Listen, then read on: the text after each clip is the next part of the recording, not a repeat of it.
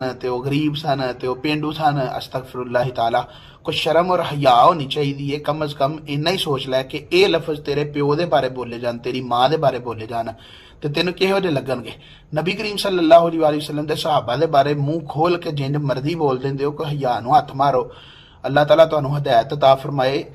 ते जिंदी तू जबान इस्तेमाल करना, तेरे नाल ते इदों भी सख्त जबान इस्तेमाल करनी चाहिए। लेकिन चलो बहरहाल नबी करीम सल्लल्लाहु अलैहि वसल्लम ने कुछ लोगों को इकट्ठा करके उन्होंने तबलीग करनी शुरू की। तो नबी करीम सल्लल्लाहु अलैहि वसल्लम का ज़हन ये सी कि चलो ये लोग जो गरीबा च बह के दीन नहीं सीखते, क्यों ना इन्होंने अलहदा नाल दीन सिखाया जाए। वो दीन सिखा रहे सन तो नबीना सहाबी जड़े ने उत्थे पहुंच गए। नबी करीम सल्लल्लाहु अलैहि वसल्लम नूं थोड़ी जी तकलीफ महसूस हुई कि इत्थे क्यों आए ने, क्योंकि वो लोग जिहड़ा है गरीबां दे विच बह के दीन सीखना पसंद नहीं सन करते। नबी करीम सल्लल्लाहु अलैहि वसल्लम के इस अमल के उत्ते ना अल्लाह रब्बुल आलमीन जल्ला व अला ने यह वही उतारी सूरह अबस दियां कुछ आयतां।